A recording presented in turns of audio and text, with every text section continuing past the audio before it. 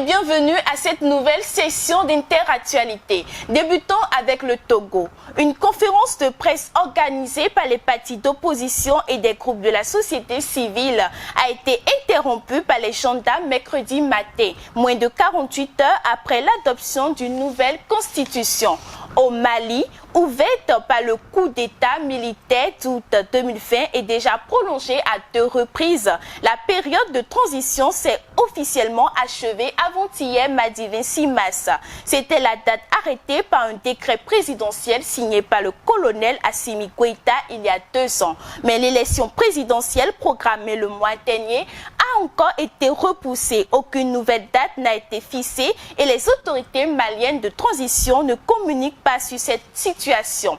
Au Sénégal, les résultats officiels encore provisoires de l'élection présidentielle du dimanche 24 mars ont été annoncés ce mercredi 27 mars par la Commission nationale de recensement des votes.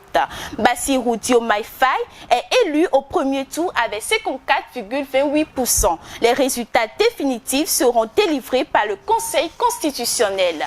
Poursuivons avec le Libéria.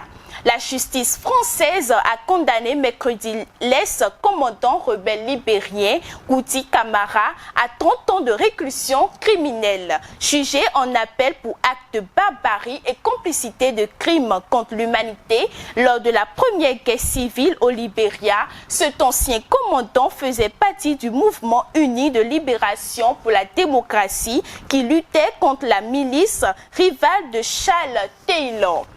À Jérusalem, en pleine guerre de Gaza, plusieurs originaires de l'enclave sont soignés depuis des mois dans les hôpitaux de Jérusalem-Est, secteur palestinien de la ville occupée par Israël. Atteints de cancer, certains d'entre eux risquent pourtant d'être renvoyés en zone de guerre à Gaza car les autorités israéliennes estiment qu'ils sont en rémission. Saisie, la Cour suprême israélienne a suspendu cette décision pour 1 mois. Mais en attendant, ces enfants malades vivent en sursis.